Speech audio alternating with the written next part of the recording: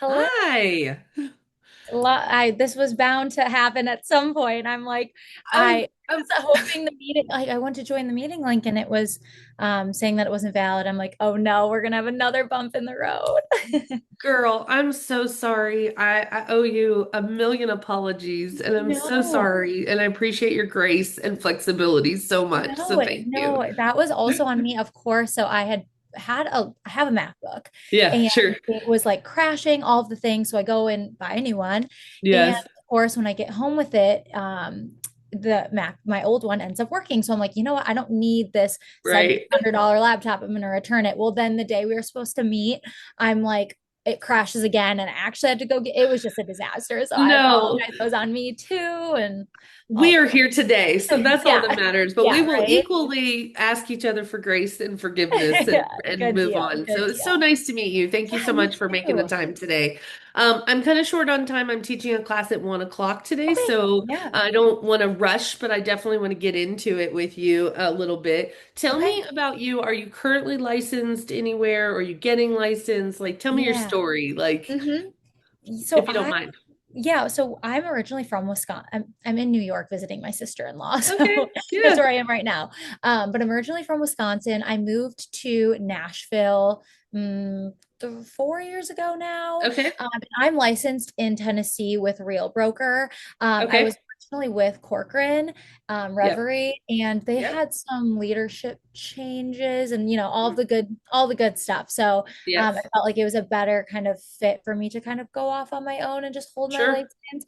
Right now, I'm really specializing in new construction and new developments. Love Um, that. Love that. and so that's great being able to see like, how that is so much different than, Hmm. well, honestly, Yeah. especially different than real estate in Wisconsin in general. I But also love it in Nashville because I sold for 15 years in Nashville, and I will yeah, say that there's not somebody who's really carved a path and has established a specialty in new construction. So I yeah, love it because it's a lane that is untapped and it's not oversaturated and it's needed because that there is not someone, you just have to kind of go on your own or know that an agent knows enough about the development to help you, and most of them don't. So I love this right. lane for you. I'm sorry, I didn't mean to Yeah, interrupt, but go no, ahead. that's okay. Yeah, and I think like I was really trying to like find that niche. Again, Hmm. 'cause I come from like a corporate consulting. I was working with Ernst and Young, and so that was like a big reality check when I was kind of Oh making yeah. that switch. And the reason I was is because my husband is a builder and developer. Um, Okay.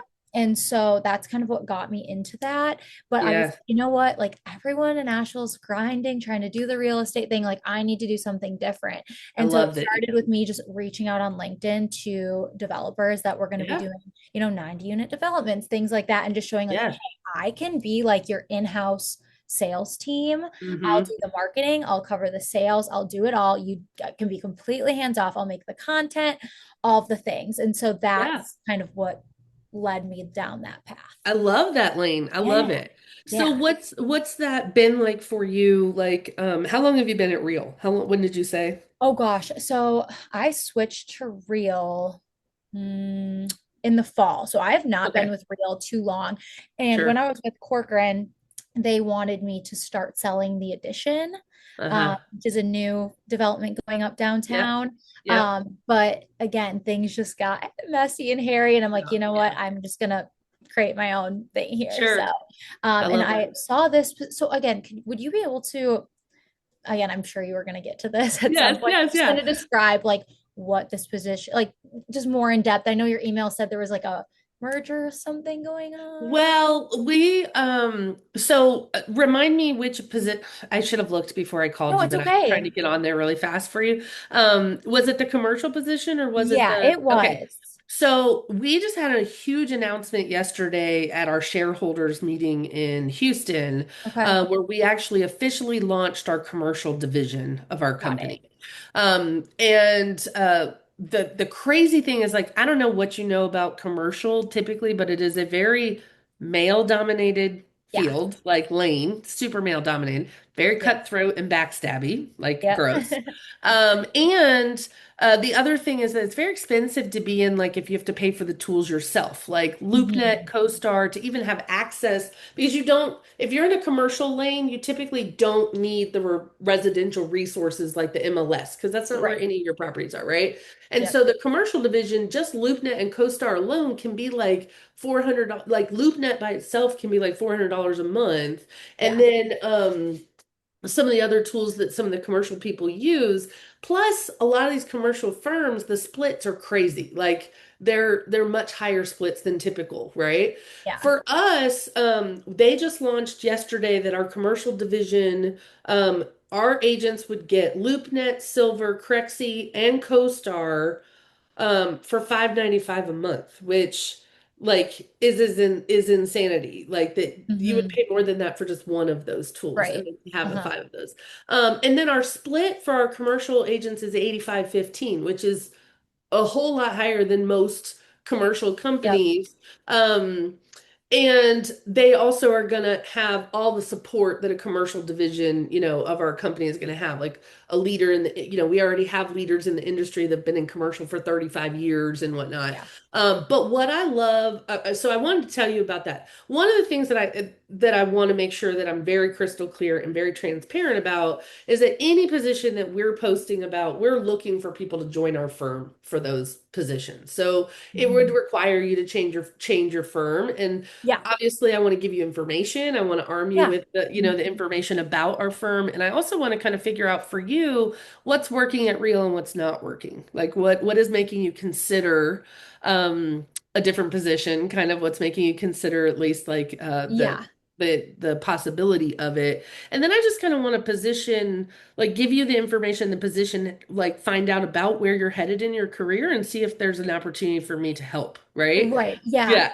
And I think, So, well, and that's one thing. It's like you see like these job descriptions posted and, you read yeah. one thing, but then it's like maybe like you get on the call and it's like, oh, wait, that's not the best path for you. But like Yes. establishing the connection, then it's like, oh, you would be like, oh, maybe you'd be better off over here. Which Yes. is like, Yeah. again, I was just kind of going through, I'm like, oh, this has some of my background and skill set. Like, Yeah. let's just go for it. So Yeah. that's why I kind of just wanted to like touch base on, what that looked like and Well, what I mean, your role. you can always do commercial and residential. We don't make Yeah. you choose. That's the other difference between us. Some of these other corporations, like other brokerages, you have to pick commercial or residential, and you don't have access to all the tools in between. Yeah. We actually are the opposite of that, where we're actually allowing our agents to do both if they want to do Okay. both. And That's so you don't have interesting. to pick a lane, and you get all the same benefits. We have over 90 some benefits that our agents have access to. Our commercial agents are getting access to all of those too, which is also not like how most Yeah. brokerages operate. I think like one of the things that I think is really important to point out, and I'm when we hang up, I'm going to send you all things Epic. Like I'm going to Yeah. send you the whole information so that you can find out more about the company. At the end of the day, I want you to understand two things. I am not high pressure. You will not hear me like 500 times, like, are you coming? Are you coming? Kind of thing, and doing the hard push for you. I'm really about laying out the options for you, helping you figure out really what lane is best for you, what your goals are, like what kind of growth you're trying to get, what your vision is for your career, and then see if there's a place where I can help with that. Uh-huh. See if there's a place where I can help guide you, even if you choose not to. I'm in what I call the legacy phase of my career. I've been doing this Okay. 25 years. I've sold Hmm. for four states. I've owned two brokerages, and I run a team in Tennessee and in North Carolina. Yeah, And I then see you're in North. Sorry, not to cut you off. I see you're in no, North Carolina. Where are you in North I'm in Carolina? Asheville.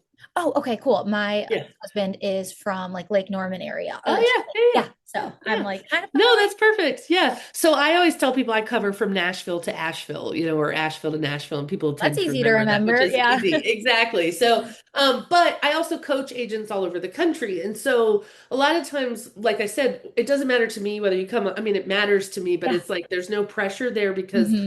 my goal, what my impact is just trying to impact as many agents as I possibly can. I'm in that legacy phase where I'm planning for retirement at some Yeah. point, and I'm just trying to help as many agents as I can at this stage in my career, just figure out for them what's the best path.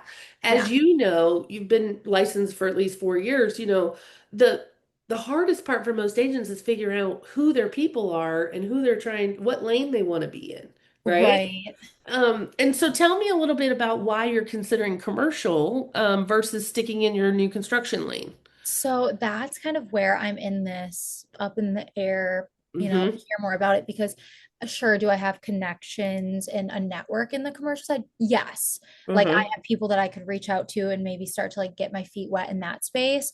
But Sure. ultimately, like again, this is coming just from like me and my husband's No. conversations. Like he's going to be getting involved on some commercial development projects Okay. here. So it's like, Okay. well, that being said, he's still going to continue that residential side of things. But it's like, okay, so that changes the game for me a little bit. Like I got to Yeah. up my game and I got to learn some more about this. Yes. So that's kind of where that comes into play. So I don't know the timeline of what Okay. that's going to look like, when I'm really looking to do that. But for me, it's like, I want to I want to learn. I want to hear it all. I Mm-hmm. want to make these connections. So Sure. opportunities like are coming to me. Like, of course, I need to work for it, but I want to Sure. just like have those connections. And You want to again, be positioned. You want to be positioned, and then you also want to be prepared and I do, competent, I do, right? I do, Yeah. because Yeah. with the like new development, new construction space, like I have now, like this past week, I had a developer reach out to me. He's building a 300 unit development and he wanted me and my kind of like team to oversee that development. And so it's like Yeah. I've made those connections and I'm like so happy about it. But it's just like you said, I am trying to Hmm. set my career. I'm trying to figure that out. Like at some Yeah. point, will I open my own brokerage and Sure. specialize in new development? Yeah. Maybe, I don't I know. love this. Okay. So it's just like really navigating that. And Yeah.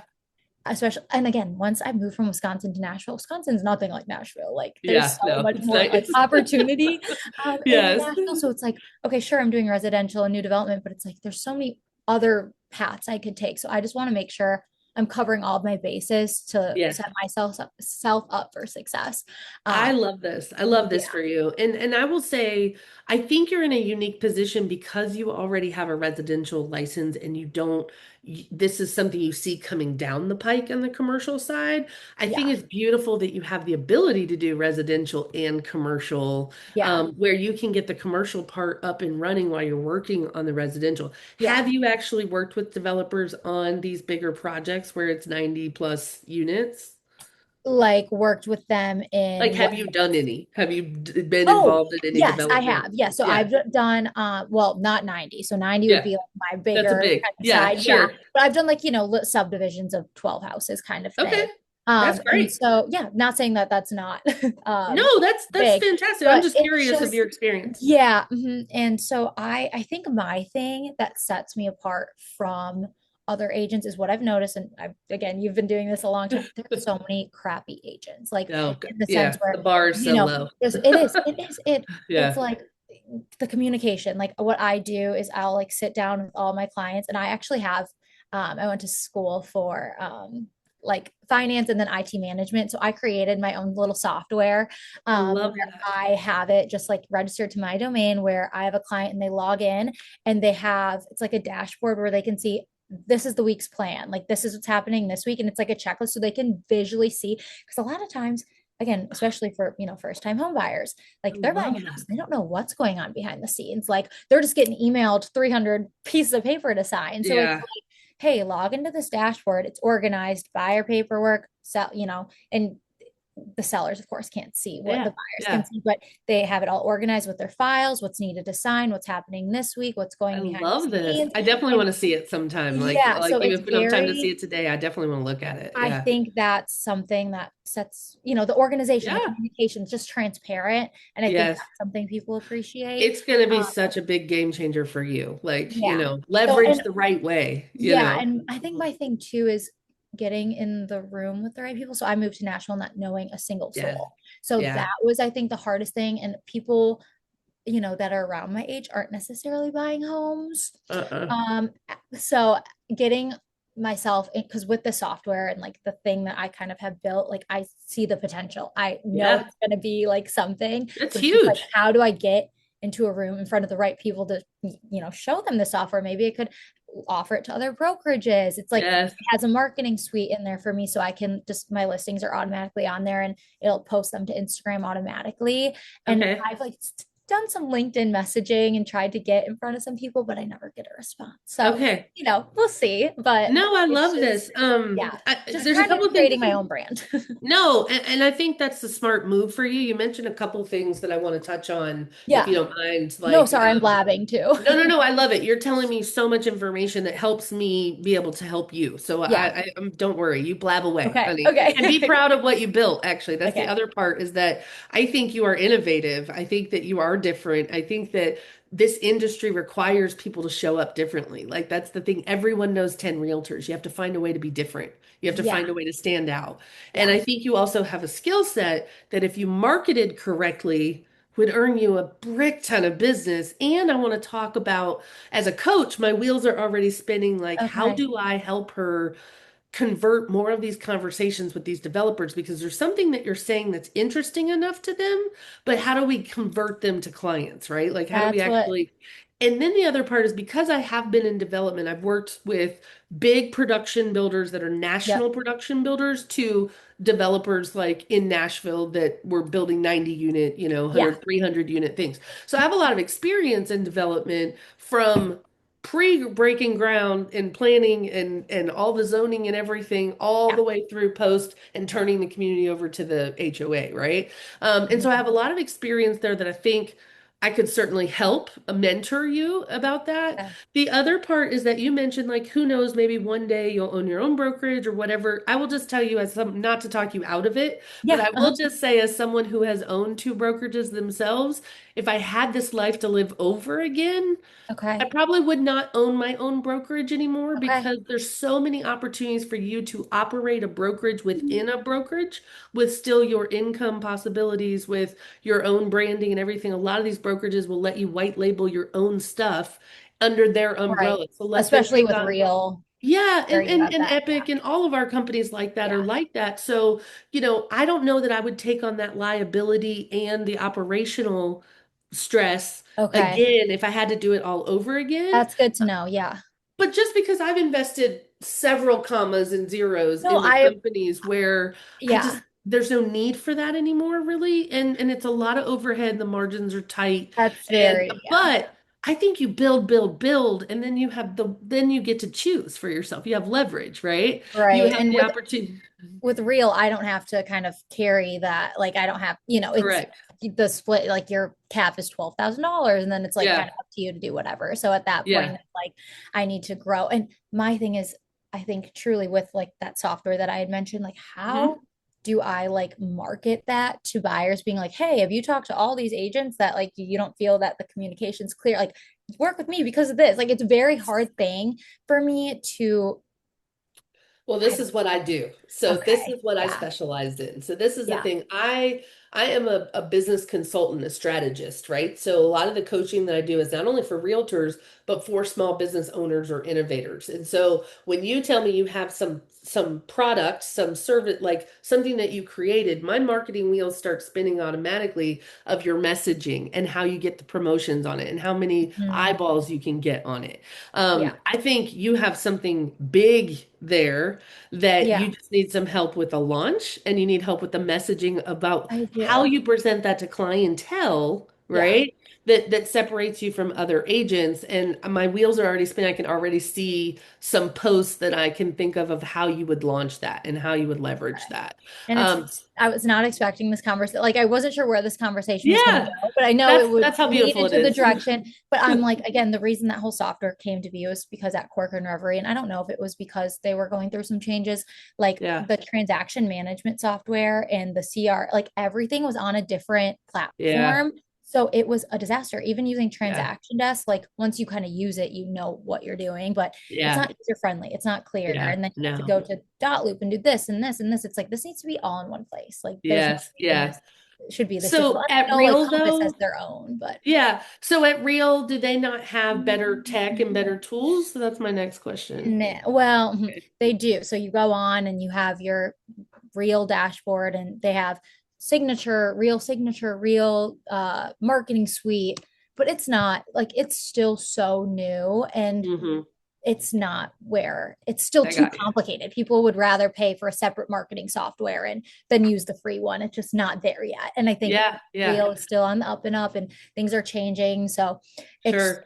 no one knows. So, as someone who loves tech and who's tech, like not tech adversive, you obviously embrace Yeah. tech, you built tech. Yeah. Our company is super tech forward. We are actually not categorized as a real estate company. We're tech categorized as a tech company because we build our own internal software. We build our owners and founders are programmers from Harvard.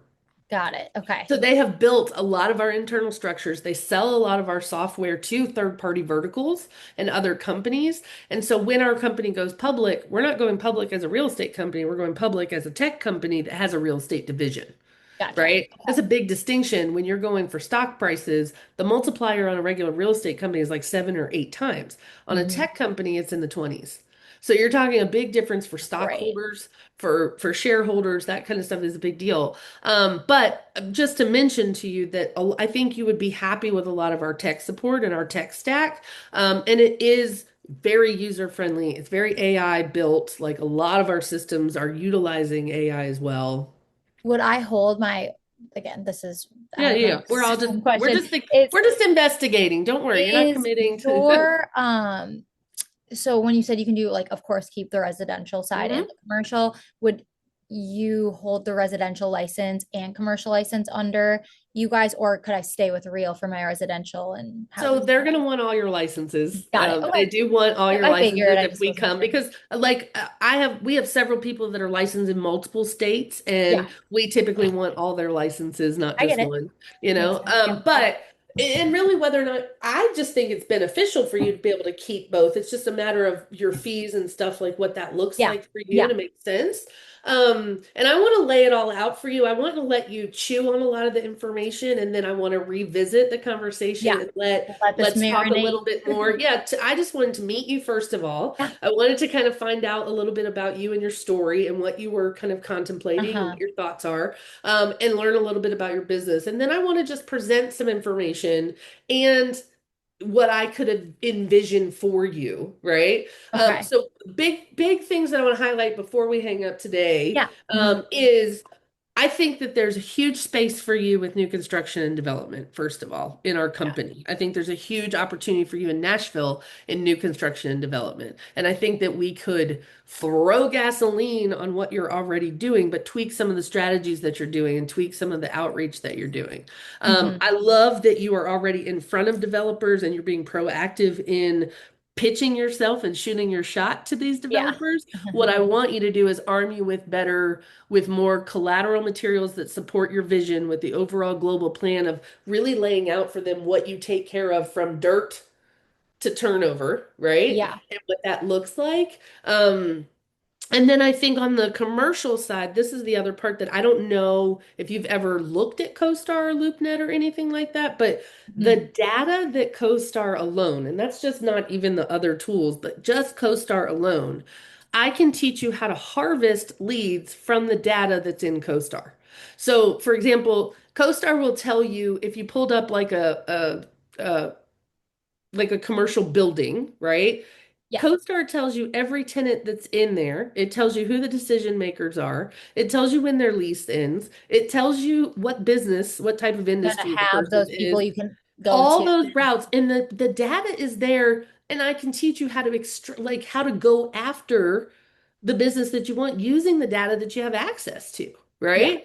And then pitching your presentations, making, whatever, but aligning yourself. I could teach you how to build a team. Like I could teach you how to build, like because you're Hmm. going to need a team. If you're doing a development of Yeah. 400 houses, you're going to have a team. You're not Yep. going to be able to do that by yourself. Hmm. But I could teach you how to set that team up properly. I could teach you how to, organize your team, in a way that works so that people don't burn out. That's the other problem with new construction is that you're asking people to sit in these models or sit on site Yeah. for 7 days a week and they burn out. Like and Yeah. you'll blow through them. So what I'm And going to do is send you all the info. okay.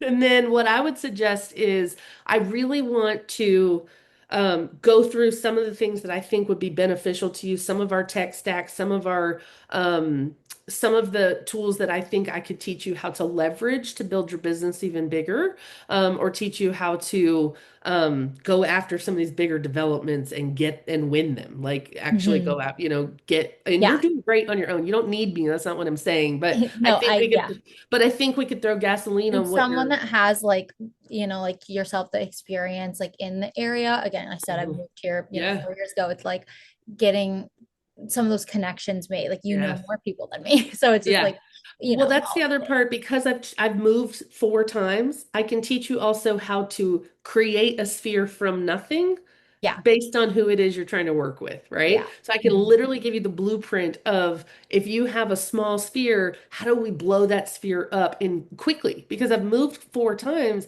I didn't have Yeah. a year to wait to build my business. I had to do it quickly, you know? Right. So those are kind of some of the tools and strategies that I can help line you up with. I Okay. certainly want to help mentor you in wherever Yeah. direction that you're going, regardless of where you are. Even if you're at Real, I have agent masterminds every month that you are welcome to attend. They're free. They're open to any agent, any company.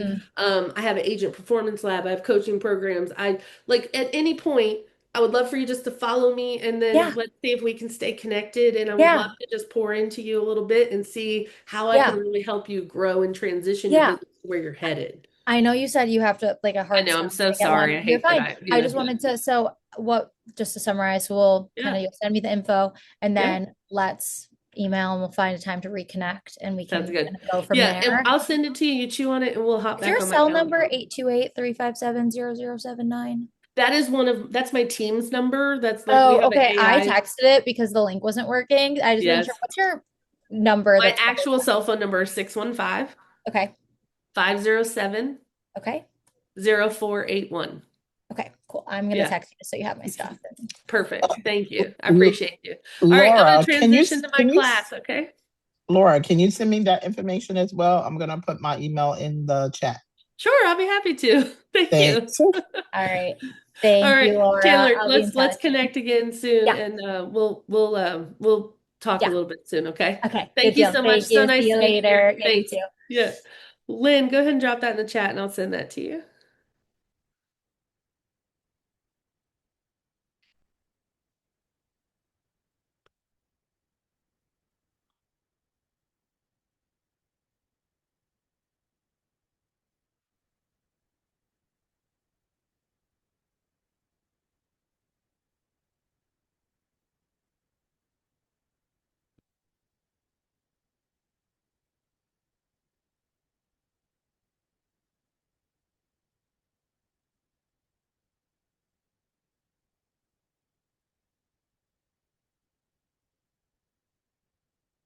All right.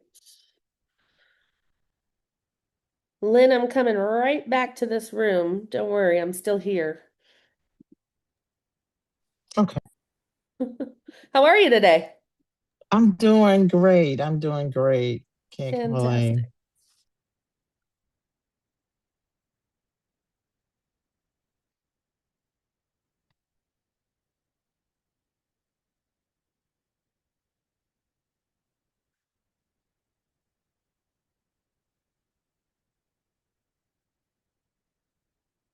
I'm just dropping this in an email for you real quick. Thanks. Sorry, I was wrapping up a call with somebody when you popped in the rooms. I apologize, but I'm glad you're here. Okay, I didn't know. Yes, I'm No, happy to you're be here. okay. Don't worry.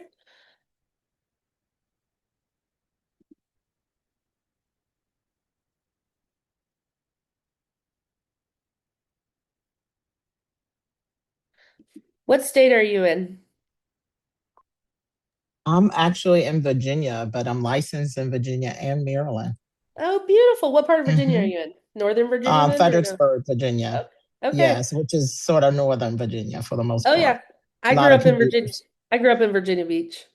And Oh, okay. I interned in the General Assembly in college as well. So I spent a lot of time in Richmond and all over Northern Virginia really. But um Oh, yeah. wow, awesome. Yeah. I know you said you moved around, so where are you Four at times. now? So I started in Virginia, obviously in Virginia Beach, where I grew up, and then I moved to Beaufort, South Carolina, and opened up a firm, and sold that firm at the crash of 2010. Like right on the backside of a crash. Um, and Oh, wow. and then I moved to Jacksonville, North Carolina for like 10 months. And then I moved to Nashville, where I spent 15 years. And then I moved to Asheville, North Carolina, about 3 years ago. And I run a team in both Nashville and Asheville. So I split my time between the two. Oh, awesome. Yeah. I'm sending you this presentation. Um, and look it over, obviously. And then what I would love is for us to connect again after you've had an opportunity to look it over. I want to be able to answer any questions that you have and be able to just talk specifically about your business and kind of what you're doing and how things are going. And then we can chat a little bit more about um, how I might be able to help. Okay. Okay, thank you. Thank you. Let's see here. I think I see a couple other people in the room. I think I saw Debbie. Hi, Hi, honey. So nice to see you. good to see you too. A long time no see. I know. But I love it. All right. Let's see here. I'm gonna close my door. I'll be back. No, you're okay. All right. Come on, Tina, Bailey.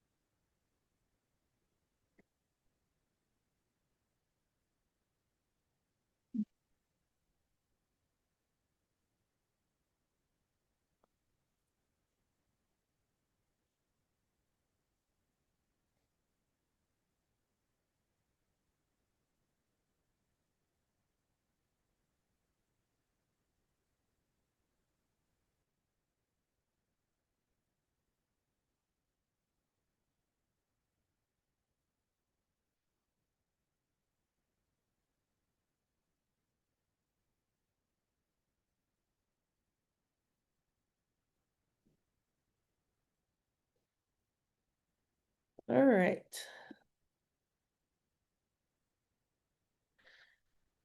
Hi, Brenda. I see you popped in. Nice to see you. Okay, we are talking all things listings today, which I know nobody wants to talk about listings right now. They want to talk about buyers, but I feel like it's really important that we talk a little bit about listings because so many of us have inventory that's sitting and not moving, and you're going to see a lot more listings coming on the market as we get into the spring market, and I want to make sure we're prepared and really serving our clients the way that we should be. So, real quick, I just want to kind of survey in the room. Um, if you don't mind, just tell everybody in the chat where you live, where you serve, and do you have any current listings right now on the market? Start there for me.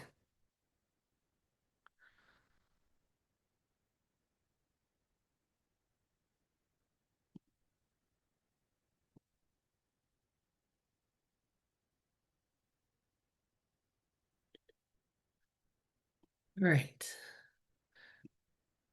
Nobody in the chat? All right, there we go. Metro Atlanta, no listings right now. I Perfect. do. I do. I have one. I was Okay. typing it in. Yeah, Just love one it. moment. Sure, no worries. I feel like I'm really slow and y'all are waiting on me, but we're all waiting on each other a little bit here. So um let's go.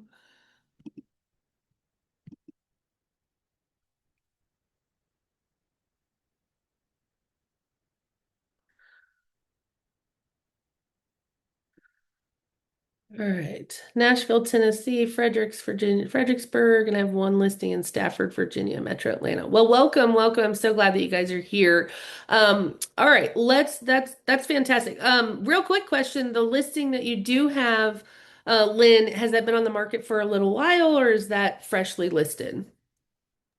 No, it's been on the market for 62 days. Okay, Initially started off, the price was really too high. sure. And I tried to convince the seller to reduce the price early on or to price it right from the beginning, Right, but right, unsuccessful because he had a net proceed that he was right. looking for.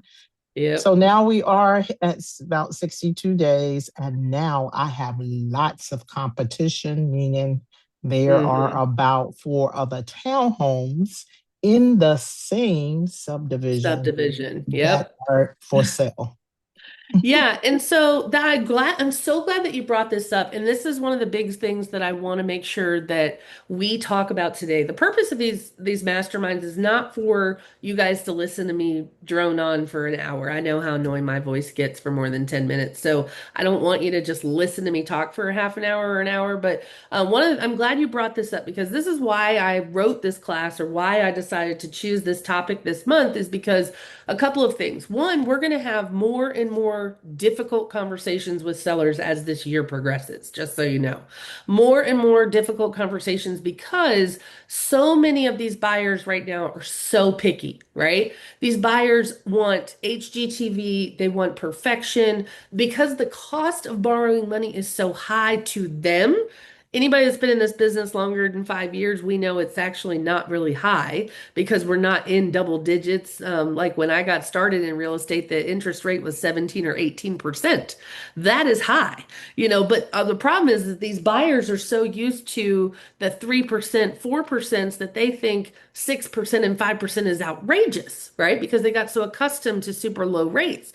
And so because the cost of borrowing money is so high, they are pickier now than they've ever been. They're willing to buy, but it has to be just right and it has to be perfect, which brings us to the listing side. I don't know about you guys, but how many of you have been showing properties and the houses are not properly prepared for the market? They are not even deep cleaned. They are not, the landscaping hasn't been touched, right? They still have Christmas decorations up and it's March, right? The walls have not been scrubbed. The baseboards are not clean. The fans have 2 inches of dust on them. Like these things may seem like, not a big deal, but what I'm noticing is that so many agents have gotten licensed in the last 3 to 5 years, excuse me, that they were not really trained how to properly prepare a house for the market. Right? So many of them did not have to plan for a listing being on the market for 60, 90, 120 days. They don't know how to market a listing for more than the first week. I have met agents in the last year that have never even negotiated home inspection repairs because they've got licensed in the last 3 years where a lot of people were waiving inspections, waiving appraisals. What that means for us is to be able to compete in this new era of our market and our industry right now is number one, you're going to have more difficult conversations with sellers. And you're also going to have to decide for yourself what your non-negotiable is going to be if you discover that that seller and you are not in alignment. Okay? If the seller is not willing to, when I go to a listing appointment, I usually take a piece of paper and I draw a line down the middle. And one side of that paper is my white picket fence list of what I need done to the property before we go on the market. These are all the things that I'm advising the seller to do that are going to maximize value and return for that seller. Okay. Then, then the other side of the paper is my non-negotiable list. And these are things that I'm not putting my sign in the yard unless these are done. I'm not putting this house on the market unless this is done. That for me, and a lot of you, I just saw a couple eyebrows go up a little bit. And I just want to just say that I've been in this business 25 years. I've sold in 4 states. I've owned 2 brokerages. I run 2 teams in 2 different states, and I'm a national coach. So any advice that I'm giving to you comes from my experience. It comes from the life that I have lived for the last 2.5 decades. Okay. And I will tell you that the reason that I'm saying that it's a non-negotiable for me is I refuse to invest my time, my energy, and my money marketing a property where the seller does not already understand my value and the purpose for hiring me, and we are not in alignment on price or condition. Typically, a lot of the sellers are going to have issues with the price, right? A lot of them have not gotten the memo that the prices have gone down as much as 10 or 15% in some areas of the country. Do you know what the price drop has been in your market? Is that something you've looked at? Can you talk intelligently about the data in your market? Have the prices come down or have they gone up? And if they've gone down, by how much, right? Is this something we're communicating to sellers? The other part is letting the seller drive the ship, right?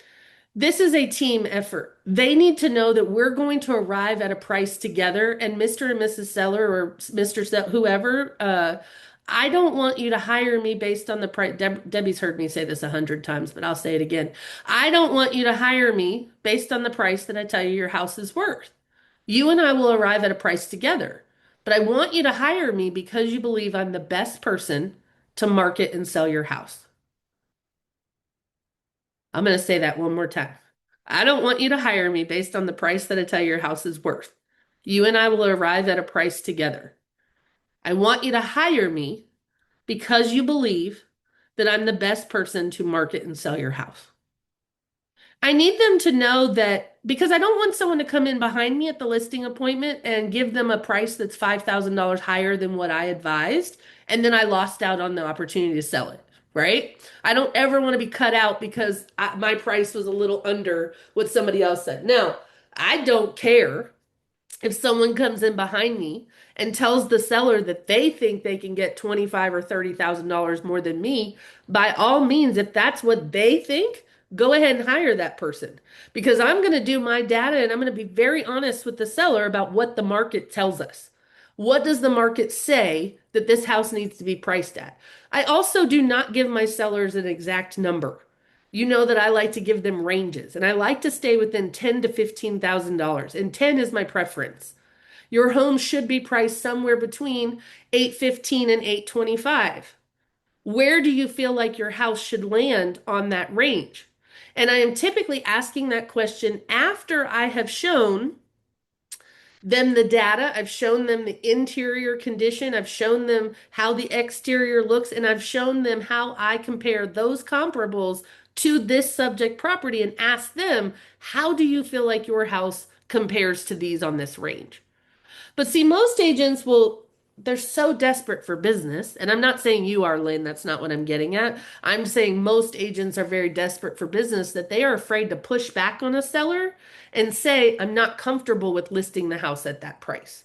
Y'all are investing money in someone else's house, marketing it for sale, which you will not get paid for unless it sells.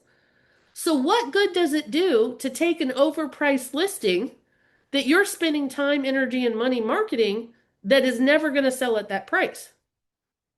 You're also setting yourself up for disappointment with the seller because the seller, after 30 days, when they have not gotten their offer that they were expecting, guess what they start to do?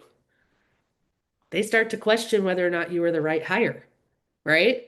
And so, what we want to do is we want to make sure that we are giving them effective pricing strategies. How can we position ourselves to attract the most eyeballs? We want to stand our ground on non-negotiables versus our white picket fence and really decide, is this a listing I want to take? If your pipeline is so full, you will walk away from sell. You'll be able to recognize when the sellers are not in alignment with you and when this is a listing you should walk away from. Because you're going to be able to tell whether or not that seller values your advice, whether or not they trust you, whether or not they believe that you're guiding them to success, or are they fighting you with every decision? So if someone's fighting me with every decision, even on the prep work on how we prepare the house for the market, I'm usually going to see that right away. Debbie, do you want to tell us a story that you have had an experience with this before? You are muted, so unmute yourself and share with us. I know you've had an experience with this before. Yeah, yeah, I had someone called me, which usually I'm the one calling everybody else, but this was out of the blue. She picked me because she thought I had a good record and everything, and so she wanted me to sell her house where we met. We had a conversation, and then when it came down, when it came down to the time for everything to happen, I think I was probably not experienced enough to deal with a strong-willed seller, and she got her way, and then she didn't like it that it didn't sell within 30 days, but she had it overpriced. Yeah. She did put money into making it look good, so that wasn't the problem, but it was just overpriced for the market, and she wouldn't listen to me. So she fired me and hired somebody else and sold it at the price I'd recommended.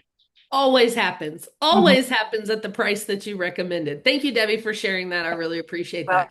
And I know that you learned some lessons in that, which is like how to stand up for yourself because we worked on it. I know you learned how to stand up for yourself, which you got so much better at doing that with working with her, but it was still a tough lesson to learn because you put in a lot of energy and a lot of effort and you spent a lot of money marketing her house at a price that was way too high. And you knew better, but you needed the business too, right? Like we all do. So thank you for sharing that. I really appreciate that. Let's talk a little bit about why listings are super important to begin with, right? So right now, I see a shift where a lot of agents are telling me, "Oh, I don't want to deal with listings anymore. They take too long to sell, and I need money now, and I'd rather work with buyers right now." But as a career veteran realtor here, I will tell you, listings are leverage. Listings is power. Listing buys you freedom.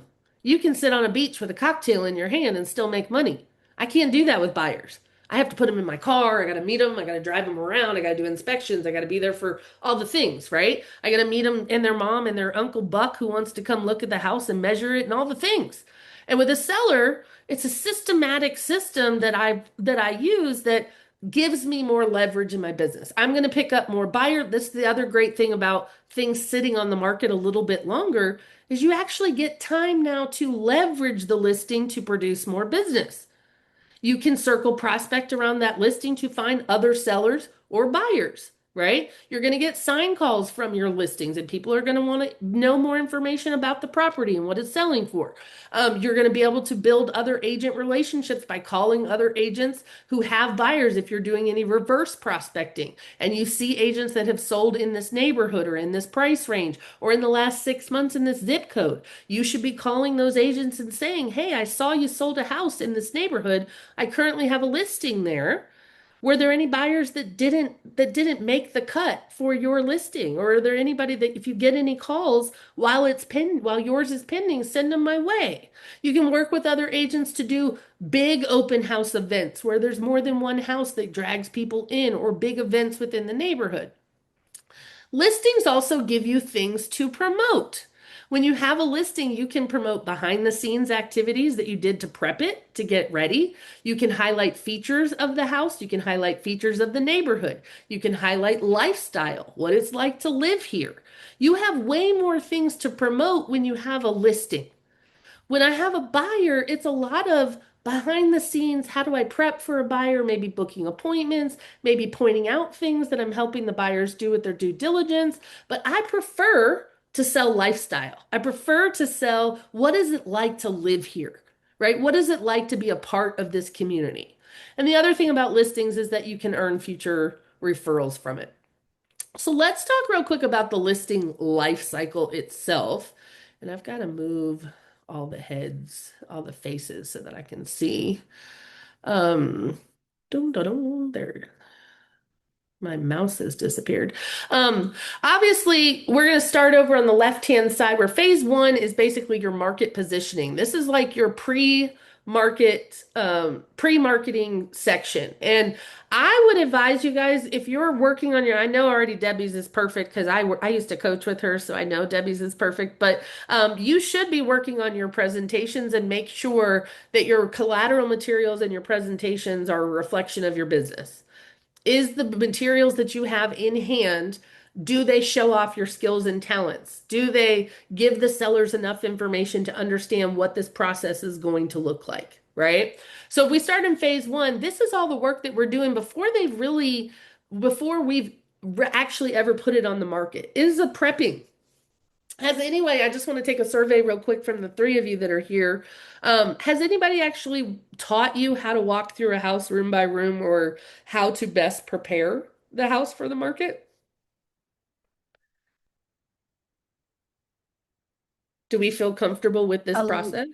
a little. I mean, I don't Okay. think it was maybe a thorough thing, but yeah, I've gone through with people and they make I've Okay. heard them, make suggestions about things. Okay. Good. Um, So what I've done is I've had in houses that were worth investing extra money. I've had a stager come through and go through each thing with them. That love way that. it took the pressure off of me being the bad person trying Yeah. to tell them what to do.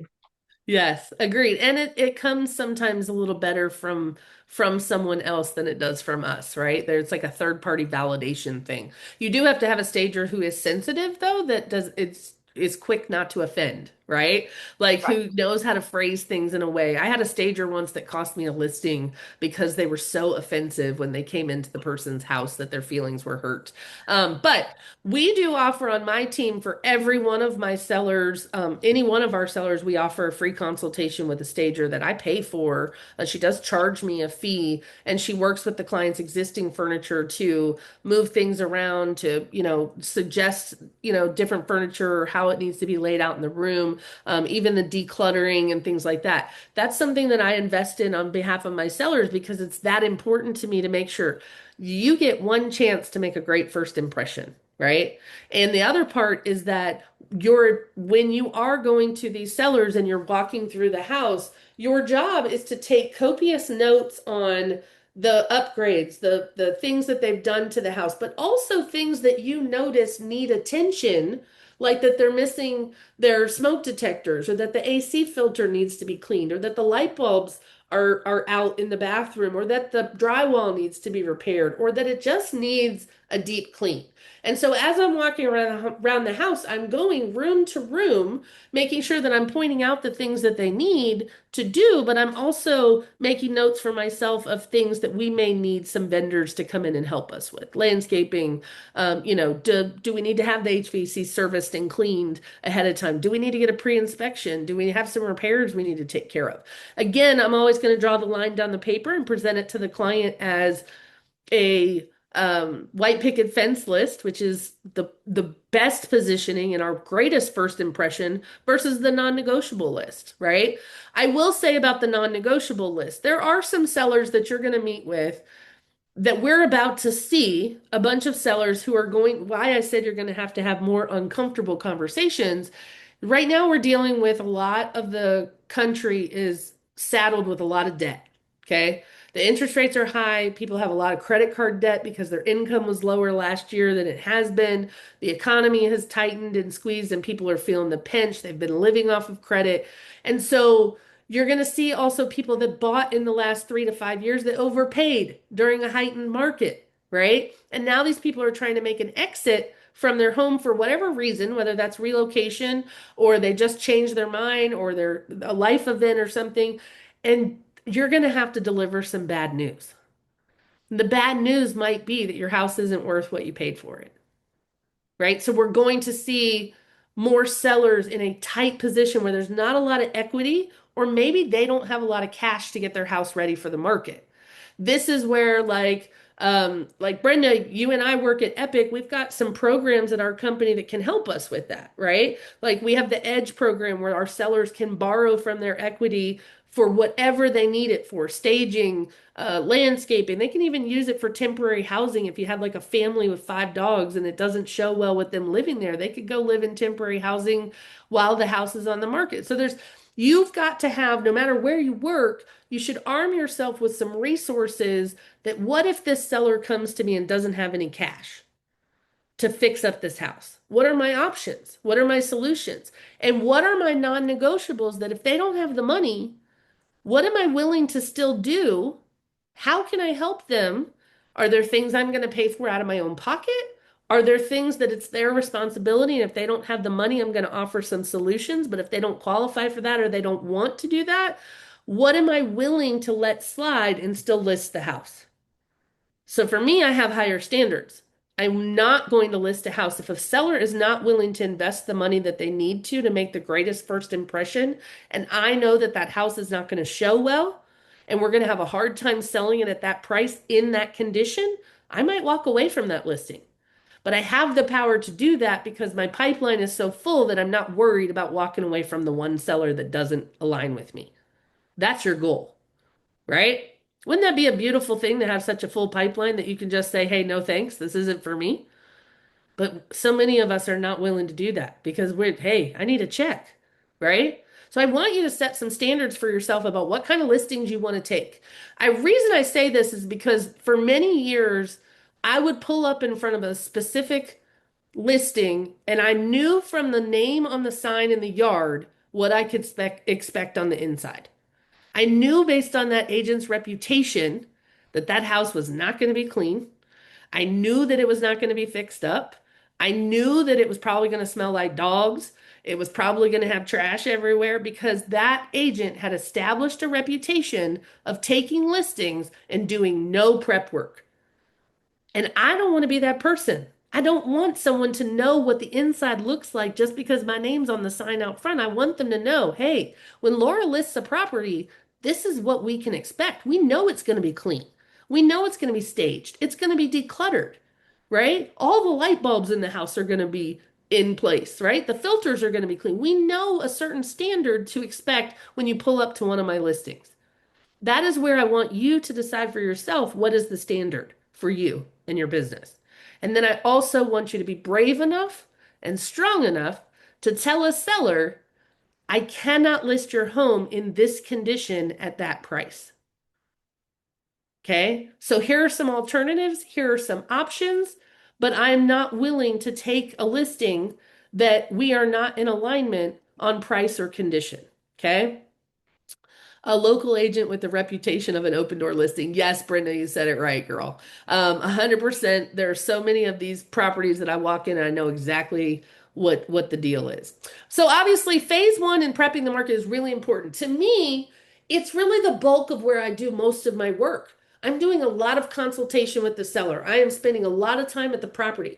Sometimes I have had to be there with gloves on myself raking the carpet, raking the carpet. You ever raked a carpet before? Like that's, yeah, Debbie's looking at me like, what? This lady had triplets and I don't know if they were just feral animals or what they were, but they were like crayons and car parts and Legos and handmade weapons and all kinds of things that we literally took rakes on the carpet and dumped all of that into a dumpster.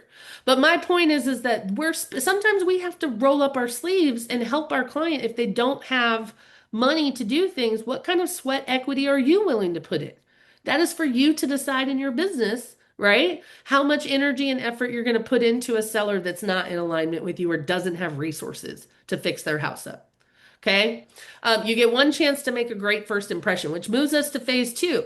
Phase two is actually putting the house on the market. This is your chance to stand out. How can you make your listing look different than the 4,000 other houses for sale in your market? That means your pictures need to be better. Your descriptions need to be better written. Your captions, are you even writing captions under the pictures? Because all of your MLSs let you do that.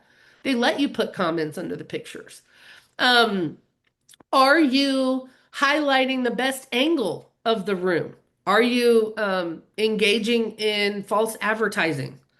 Right? Ooh. Because you and I both know that there are some people, for example, my brother texted me a picture of the house next door that's for sale to him, and the agent used AI to remove a tree and to bright and make the grass all green. The house, first of all, has a huge tree in the middle of the front yard, and it's all dirt. So imagine the bait and switch when you pull up to the curb, and that house does not look anything like what you saw online. Or even better, the agents who are super skilled at, taking out the power lines from the backyard or the trailer that's next door or whatever, so that you can't see some of the things, that's false advertising, right? And no one likes that. So are you presenting this property in the best way? The other part I want to mention to you in your marketing is you cannot just market the house anymore. The house isn't sexy enough by itself sometimes. You've got to market the lifestyle. What is it like to live there? What is so great about this neighborhood? What are the features of this house that are going to lend itself to a lifestyle instead of just a screened-in porch? Are you describing relaxation? Are you describing sitting out there with a glass of tea? Are you describing, community amenities that build community, right? It cannot just be about the house. And you've got to, for God's sake, stop posting just the front of the house in all of your marketing. 52 times, just the front of the house. No, take me inside. Show me the screened-in porch. Show me the primary bedroom. Show me the backyard. Show me, highlight a feature in the kitchen, the laundry chute, the central vac, whatever it is that's going to be sexy. I need something different, right? And you've got to find a different way. I want to mention that we're all fighting for the same 10 seconds of attention. Okay, we're trying to get everyone's attention. That's really hard to do if you're just posting the front of the house that's not sexy, right? But maybe I go and take a video of me sitting on the front porch and the view from the front porch. That's a whole different perspective, right? So how can you make your listing stand out? The other thing I want to mention in phase 2 that is really important that a lot of agents have not learned is seller communication. Are you providing your seller with a weekly report telling them everything you've done this week to help sell their house? This is the part that most agents skip. They assume that the seller knows that I'm working on selling their house in the background. But what happens when you're not getting showings? The seller is starting to question, what are you doing? They start to assume. The absence of communication breeds assumption. So if you don't tell the seller every week, this is what I did to sell your house this week, the seller is going to assume that if you had no showings, you didn't do anything. And after 30, 60 days, they're thinking of firing you because you're not getting the job done. But you're also not showing them all of the things that you're doing in the background. I ran sponsored ads. I e-blasted to 5,000 people. I placed flyers in the front of people that, whatever the list of things that you're doing needs to be communicated to your sellers. You also need to communicate to them what your plan is. Okay, so here's what we did this week. Next week, here's what I'm planning to do. We're continuing with our marketing plan, and the next phase is this.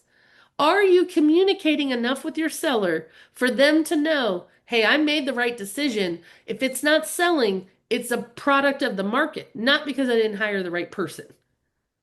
Okay, I want you to make sure that you're doing enough communication so that they're not questioning you. They're not questioning your skills and your ability, and they're not questioning the marketing plan, right? And number 3, I kind of skipped over it, but the marketing blitz needs to be huge. It needs to be a major announcement. A lot of times we will do coming soon and create the buzz before it ever goes live. Excuse me. And I would encourage you. I normally have a schedule when I take a listing that my photos are taken on Monday. We do coming soon on Tuesday and Wednesday. Thursday, we go live on the MLS after 5 p.m. And then we do our first open house that Sunday. That's typically my schedule because that way it shows up as new throughout the weekend, right? And we've created buzz for it before it ever went on the market. That's my schedule. You should have one yourself. What day do you typically do photos? What day does it go on live, or how long later does it go live? And what does that look like? When you are taking a listing, are you sending it to the seller to check behind you, the proof? Are you asking for their opinion? I have some agents who don't do it because they hate for the seller to tell them the words that they want to use in the description. I don't care. We're a team. If you want this That's phrase, right. I'll put it in there. I don't get That's my right. feelings hurt about that. This is your house. You've lived in it. You know it. You love it. My job is just to help get maximum eyeballs on it, right? And so I don't mind. I will always send the proof to my seller and say, please check behind me for accuracy. And I will not get my feelings hurt if there are any edits that you feel are more appropriate. But the things that I have done come from my experience. I know what it takes to get eyeballs on it. But I'm happy to take their suggestion if they want me to add in that it's a mile from the park. I don't care, right? Don't get your feelings hurt about that stuff. You're a team. You're working together to get it sold. Okay? The other thing is it needs to be a big blitz. You need to have a plan. And then the other part is that most of y'all don't know how to sell a house when it's been on the market more than 60 days. How do I continue to market the house? Because I've done all the things I know how to do, right? Because what you know how to do typically lasts you about 4 to 6 weeks. And after those 6 weeks, you've run out of ideas because you've already plastered it everywhere. You've already posted it on Facebook. You've already put it in the hyper local groups, the buy, sell, trade pages. What do I do now? Right? You got to keep marketing it. And marketing is strategies. How do you get it in front of eyeballs? If it's a horse property, are you putting it in front of equestrian people? Are you putting it in Horse and Land magazine? Are you putting it in the tack shops where people are purchasing supplies? You've always got to think about who your target client is for this house. Who is the one that is most likely going to buy this house? Okay. So I want to give you guys a tool today, a kind of tip. I'm going to drop it in the chat for you. You can go to uh, buyer prediction. If I could spell.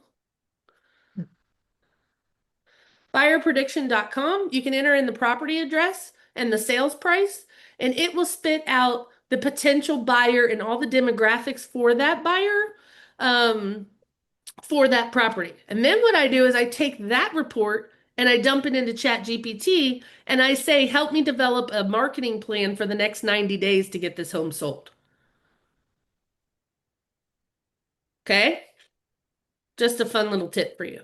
Number 5 says handling feedback. This is a sensitive area. Your sellers are sensitive, okay?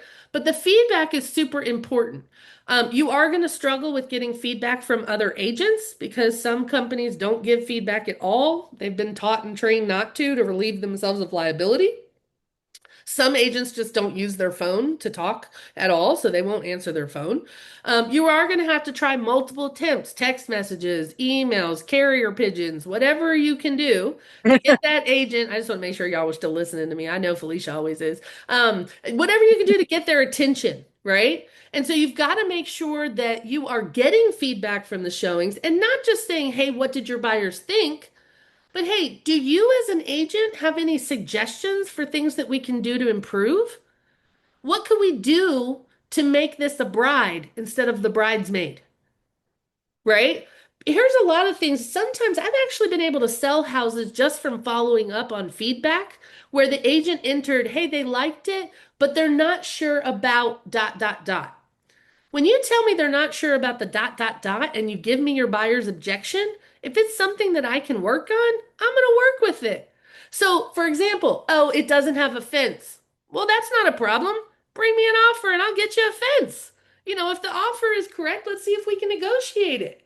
But you've got to actually try to get feedback and then work with the feedback. And that means you may need to work on your negotiation skills with the other agent or with your client to present to them, hey, you've got somebody who's interested, but here's what they're wanting. Let's see if we can make something work in between. Okay? Feedback is super important. Which brings me to phase 3, which is you got all the momentum from phase 2, and phase 3 is your deal preservation. This is actually getting it written on paper. We're now moving towards going under contract. Okay? Some of you need to work on your negotiation skills. I've had agents who've also never had to negotiate because they got licensed in the last 3 to 5 years and they got offers and it was a multiple offer situation and they just took the highest one. So they've never even had to go back and forth. They don't know how to get a win-win with everybody. They also don't know how to ask the right questions to find out what's most important. And you cannot negotiate if you don't know what's most important to the people that you're negotiating for. So, for example, do not assume that your seller's most important thing is the price because it's not always true. Sometimes the terms are most expensive. Maybe they're worried about the inspection or worried about the appraisal or the timing. They're closing on new construction and they have to, or they want to buy another house and they can't do that until this one gets under contract. Maybe those are the things that facilitate their decision making. But you've got to ask, what's most important to you? The same thing with the buyer that you're negotiating with. Ask the buyer's agent, hey, I got your offer. Before I present it to my seller, have you called the buyer's agent and asked what's most important to this buyer? Do they need the closing costs to make this work? Or are they just asking for it to see what they can get? Right? Help me. Help you. Tell me a little bit more about what's important to your buyer. There's going to be some agents who are blabbermouths who are going to tell you all kinds of information that's going to help you. And then there's going to be some others that won't tell you anything and good luck. And that's okay too, but the majority of them are going to tell you enough to know how to negotiate. Okay. When it comes to number 7, are you doing enough communication with your clients along the way to make sure that they know what's happening in the background? Have you told them that the title company is doing the title work right now, that they're investigating the chain of custody of this house, like of everybody who's ever owned it? Have you explained what's happening in the loan process, the appraisal process? Or are you assuming that your clients know all of this? I will tell you that other reason why I love listings is because most people have bought a house. Lots of people have never sold a house. So I get to establish myself as the expert that can walk them through a process they've never been through. They've only been on the buy side. They don't know what's happening behind the scenes. Or maybe they bought this house 20 years ago. They have no clue what it's like to sell a house. And then you have the other people who've sold 15 houses and want to still tell you how to do your job. Okay? Well, you've sold 15, I've sold about 5,000. Which one of us knows what we're talking about? Okay? Um, the final walkthrough. Are you setting expectations for your client when it comes to the inspection and the final walkthrough? So let me give you an example. The inspection part, anytime I'm working with a buyer, before we even do the inspection, I'm going to set the expectations with that buyer that we are going to look at that report and we're going to boil it down to the Fab Five. Okay, Debbie's heard this before too. I swear, Debbie, I'm just repeating everything you've ever heard, but I hope it was worthwhile for you to show up. And I love you and I'm happy to see your face. The Fab Five are typically big, expensive things. Those are going to be like roof and structural, it's going to be plumbing and electrical, it's going to be foundation, and it's going to be safety, right? HVAC or major systems. So if it does not fit in one of those 5 categories, it's typically cosmetic in nature. We're not arguing over cosmetic things. We're not negotiating over a $2 switch plate, right? We're negotiating over a roof that's at the end of its life, or the HVAC that needs to be serviced and cleaned, or the water intrusion that's causing moisture damage and mold in the crawl space, right? Those are the kinds of things that we're worried about. If you fail to set these expectations for your buyer, when they get that 95-page report back, they want to terminate because it's a lengthy report and they think that there's a lot wrong. But really, what a lot of that report is disclosure. It's letting you know about the things in the house. Now, which things are so important that you don't want the house and you're willing to walk away over? I want you to set that expectation with both your buyers, but when you're representing sellers, you're going to tell your seller the same thing. When they get that report back and they send us the repair request, we're going to look at that request and we're going to categorize it according to the Fab Five. If the items that they're asking for are not part of that Fab Five, they're probably very much cosmetic issues and we're not going to pay for those as a seller, right? As a seller, we want to guide our sellers with what things should we pay for and what things should we not. And are you using data in your negotiations to show your seller? This is why this is important. Stick with me, y'all. I know I'm doing all the talking when I said I wasn't going to. I'm really sorry.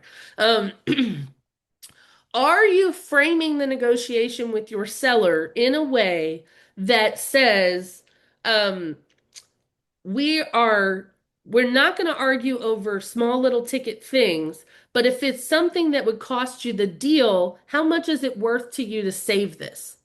Right? Because sometimes your sellers are going to dig their heels in and they're going to say, I'm not paying for that, right? That's not my problem. That's not my responsibility. Like right now, we're having sellers that are saying that to me over closing costs because there are some sellers that just out of principle do not want to pay any concessions towards the buyer's closing costs. Just because they're like, I had to pay my own when I bought it, so why do I have to pay theirs? You're going to get those arguments. Do you know how to confront those? Do you know how to combat those, right?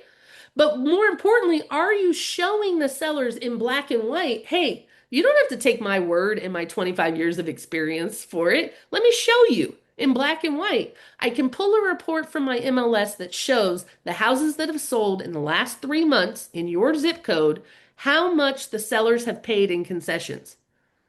So if my seller says I'm not paying a dime, That's fine, that's your choice. But I want to show you that these other 23 sellers, in order to get their house sold, they did have to pay a dime. Are you showing the data to your seller? The same thing goes with the list price to sales price ratio. You have access to data in your MLS where you can pull the houses that sold and you can see what their list price was compared to what the sales price is. What is that percentage? A lot of you, all you have to click on is the stats tab somewhere. There's like a stats button you push, and it will show you what that percentage of list to close is. If that percentage is 97, 92, 94, 82, whatever it is, that data is very important to show both your buyers and both your sellers. The buyers, it's important because you need to set their expectations. Because right now, what does everybody want? They want a deal, right? All buyers want a deal right now. So your buyer's going to come to you and say, hey, this house has been on the market 90 days. They want 450 for it. It's already been reduced 5 times because they went on the market at 550. And I think I want to offer them 400, right? Yeah, sure. I'm sure they're going to take your offer. It's 50 grand low, right? What is important is that you show them, hey, I'll write the offer for whatever you ask me to because I work for you. But I also want to make sure that you are successful in purchasing the home that you want to buy. And I need to show you that the homes in this zip code or in this neighborhood have sold for 98% of list price or 96%. So why would a seller take your offer that's 82% when everybody else has gotten 92? Put it back on them and show them the data. For your seller who says, well, my list price is 450, I want 450. Well, sir, the data shows me that the sellers in this subdivision or in this zip code in the last 30 days, they've not gotten 100% of the list price. They've gotten 92. So why should the buyer give you 100%? Why are you expecting that? Right? I need you to arm yourself with the data that helps you with the negotiations. This is not coming from you and your experience and gut. It's coming from what does the data tell us is happening in our market. Show it to them and then let them decide. Does that make sense? Do you feel better equipped to have that conversation like with the data? It's not just coming from me about what I know is going to happen. I'm showing you what has happened. Okay? In the final walkthrough, you're supposed to frame for your buyer and your seller what to expect at this final walkthrough. What are we looking for in this final walkthrough? We are expecting when we come through, and this is me prepping my seller. How many of you have shown up on, or it's the day of the final walkthrough and your seller is not even out of the house yet? Yeah. Right? It happens all the time. Because the reason it happens is you didn't set the proper expectations to say, let's say what the buyer is expecting at their final walkthrough. You're going to find out what their moving plans are, what day the truck is coming, when are they packing up. I'm always going to prep my sellers and say, our expectation is that at the day of the final walkthrough, everything is boxed up or out of the house and the house is left in a broom clean condition. It's not contractually obligated, but I'm controlling what I can control and advising my seller about what the expectation is going to be of the buyer. Can the buyer conduct a proper walkthrough if the seller's crap is everywhere? No. They can't see that they dented the wall, that they gouged the floors. Those things need to be addressed. Your goal for the final walkthrough is to make sure that the house is in the same or better condition than it was when you wrote the offer, which means they need to be able to see it, right? Sometimes that means it looks very different when you come for the final walkthrough because now the rugs are gone and the things that were hiding all the blemishes are now visible. So you're going to set expectations with your buyer about, listen, your job when we're looking at houses is to really investigate the condition of them before we write the offer so that that is your chance to address condition. So if you want a hole replaced or scratches in the floor or something like that that was not caused when they were moving, those are things we addressed up front, not at the final walkthrough. You see, you can set expectations in the beginning that are going to help you deal with a lot of problems that are going to come up later. The more you can address on the front, the better output you're going to have. The better of this whole process is going to be. Does that make sense to everybody? Yeah. Everybody's on Yeah. deal. Everybody's on board. All right, let me move on up. Okay, where? Market positioning is really important. Again, your preparation is going to determine the days on your market. So the better that you can properly prepare the condition, take care of any repairs that you know are going to come up on the inspection, the better you can stage the property for maximum eyeballs and a better experience, and setting proper expectations for the timeline, the better off you're going to be with your clients, the better your clients are going to be. The goal is positioning, not just pricing. So this is the part where when you are encouraging them on a list price, I want you to give them a pricing strategy. You should be showing them all the current inventory that's in their neighborhood or in that area or zip code or elementary school zone that is their competition. Why do I say elementary school zone, Debbie? You know this. She hates me because I'm making her unmute herself. The reason you want to know that is because that's where people tend to look is where their school is, because especially if it's during the regular school year, their Yes. kids might have to transfer. So a lot of times they use their search based on that. Yes, but why elementary school instead of high school? Oh, well, to me, I don't know what the real answer is, but for me, it's because it's a smaller, it's a That is the smaller real group. answer because the district is smaller. Yes. High school districts are much larger, so elementary schools are going to be closest to the subject property. Right on. Good job. You get the star for today. Thank you. I appreciate you. Yes. So you want to make sure that you're showing them all the current competition, right, in that price range. And then you're going to say, where do you want to be in this range? Do you want to be in the middle? Do you want to be the lowest price so you get more eyeballs and more offers? Do you want to be the highest price, which then sells all the other competition? Where is the best place for us to be based on that seller's goal? Let me ask you a question. If the seller's goal is to sell as fast as possible, where should they be in that margin? Middle. They need to be the lowest price. Mm. The lowest price. If they are trying to sell as fast as possible, you need to be more on the conservative side to get more eyeballs on it. You also want to price in on the cusps, right? Think about where people search. Like if they're on Zillow, what price range is the next bracket on a Zillow bracket? Like when they're putting in their price, like where the defaults are. Are they in $25,000 increments? Are they in $10,000 increments? Where do people habitually search? If they're pre-approved up to 450, where would you say is the best place to price your listing if your listing is in that price range? Would it be 459.9? Would it be 450? Where would you price it if it's 450?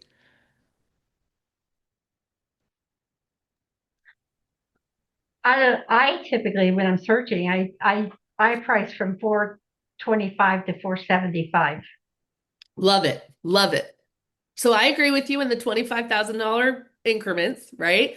I typically stay within on the left-hand conservative side of those increments, right? So if it's 450, I might recommend 445, 444.9, right? Because that's going to position me a little better than the 449s, right? If it's 449, a lot of times when you get close to those cusps, those people might qualify for more money, and is my competition bigger houses that look nicer, that have more features?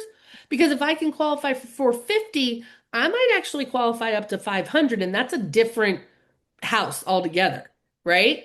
So you want to have a positioning strategy. And it's really important when you talk with your sellers that overpricing this is going to cost them more money. Because here's what's going to happen. I know you guys have seen the model. I know you've heard it. I'm just repeating it.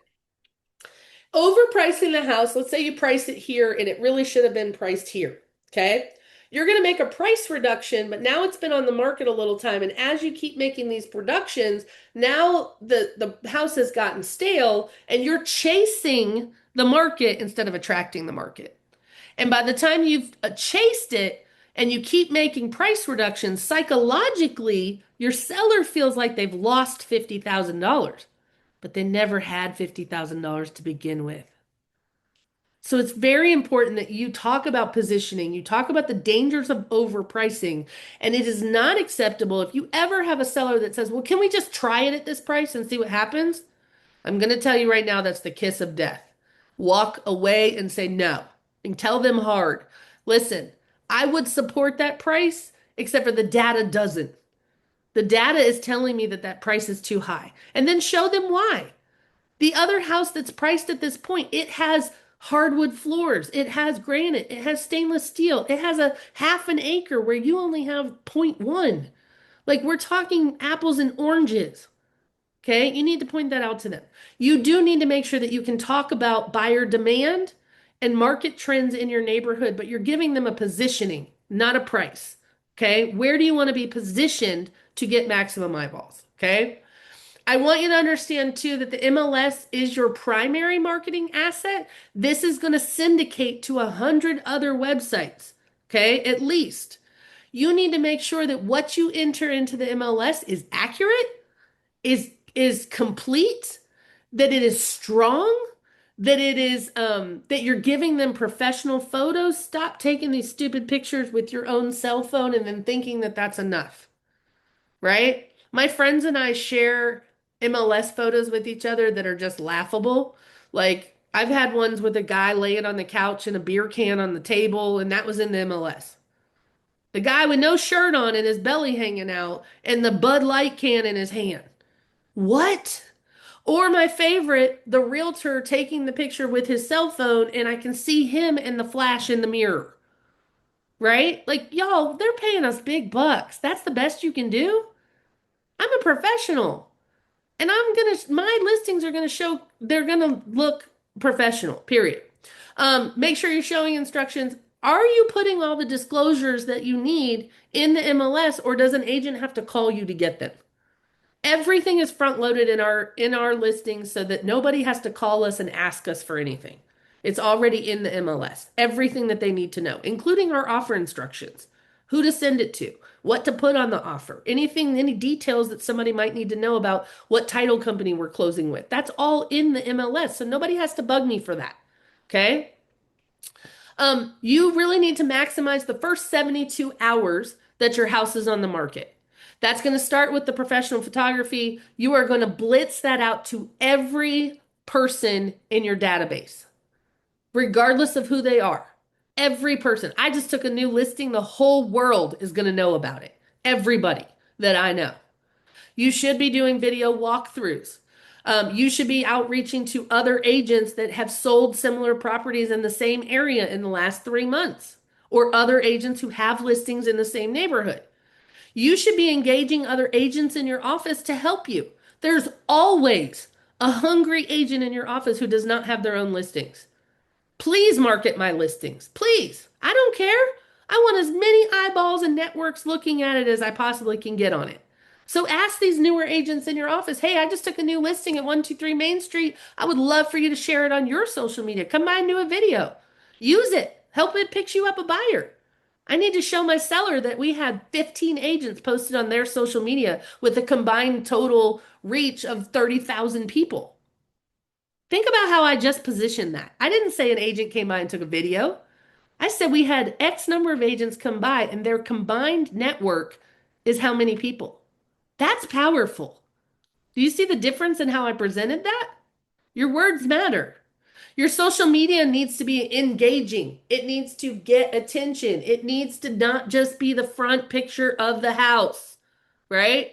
Talk about what it's like to live there. I sold a house to a lady who, it was a year before she was even ready to move, but she knew it was where she wanted to live. And the reason she fell in love with this house is because the listing agent talked on and on about the community, that this neighborhood has a 4th of July bike parade, that they have an Easter egg hunt for kids, that they blah blah blah blah blah blah, right? What does this community offer to people who live here? Why do they love living here? It has to be more about that than the sticks and bricks. Because the sticks and bricks are not sexy right now. They're not getting their attention. Because they're not, a lot of these houses, the buyers are disappointed about what the cost is for the house for what they're getting, right? Especially if the condition is not right. Then the other part is open houses. Not every listing you take is going to be suitable for an open house, but the ones that are, you cannot just put the open house in the MLS and that uh, then hope that people are going to show up. You've got to do the work to get them there. You've got to make sure that you are doing everything that you can to get people in the door. So, how are you promoting your open house? Are you making it a big event? Did you invite the neighbors? Did you personally invite people that are looking in that price range? Did you engage other agents to get people there? Is there something worth coming to look at this house for? Did you have a drawing, food? What is going to get me on a Saturday or Sunday to get out of my house and come look at this? Make it important. Make it a blitz. And you must promote it for more than a day. I also have agents that call me all the time on a Friday and say, "Hey, do you have a house I can host open this weekend?" Sure, I do. But you missed out on a whole week of marketing this open house. And on Friday, the chance of you getting anybody to show up if you're just going to start marketing on Friday are zero, right? You might have somebody driving by. Let me see what's in the chat because I'm just on my soapbox now because I'm pissed. I don't even know why I'm mad. Let's see. 460. Okay, Felicia, I like what you said about that. See that one all the time. We often see a 25-year-old home with similar specs priced the same as new build. Yes, all the time. And if you're competing, guess what else you're competing with right now, y'all? New construction that are offering incentives that are almost too good to pass up, that your lender can't compete with, that a buyer is not going to choose your 25-year-old house when they can get a brand new house with $30,000 worth of concessions and upgrades, right? That's hard, right? So just know what you're up against and understand what your buyers, what they like. Do they like older houses, or are they feel safe in new construction, right? We talked, hold on one second. I had somebody book a call for me at 2 o'clock knowing that this wasn't gonna be done yet. Give me two. So I'm almost done. I'm wrapping it up. Okay. Communication builds trust and confidence. And like I said, the absence of communication is assumption. You do not want your seller making any assumptions about you doing your job. Okay. So you should be providing weekly seller updates. You should be giving them feedback. You should be giving them market updates. Are you setting your sellers up for an auto notification in your MLS anytime you take a listing so that they know when a new house comes on the market in their neighborhood? That's a pro tip right there. Okay. Because I want to know. So, for example, if I'm selling a house in a neighborhood that has 200 homes in it, I don't want my seller to call me and say, "Hey, Jim down the street just listed his house and he's 20 grand below us." I want my seller to know immediately when it hits the market, right? I want them to know what's happening in their neighborhood or that the house around the corner went under contract.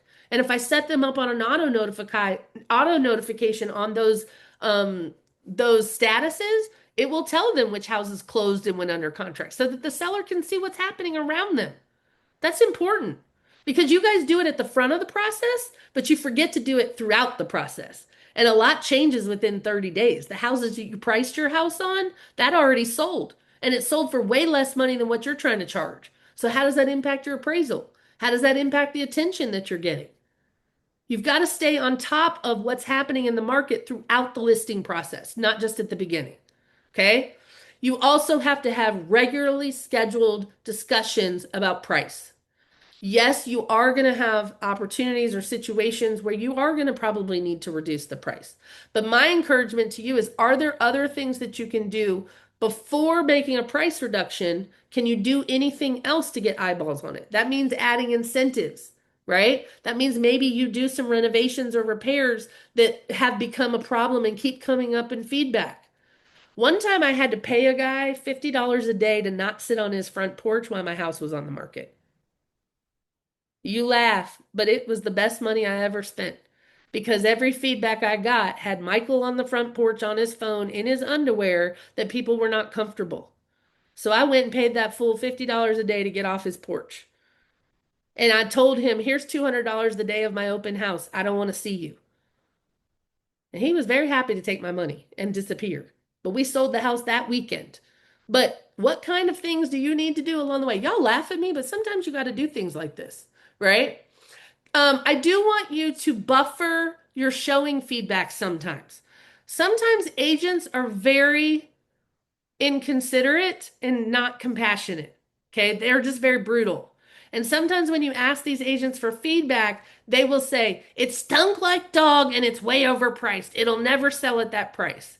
Well, I don't want my seller reading that, right? So I'm always going to set up in my showing system that the feedback does not automatically go to the seller, it goes to me first. Because sometimes I might need to buffer it. I might need to change the way they worded it. I might need to have a little bit gentler touch so that my seller's not pissed. Because guess what happens? This has happened to me probably about 4 times in my career. An agent writes really crappy feedback. Oh, the house stunk like skunk and they must have cooked curry in it before we got there. I've actually read that on a feedback form before.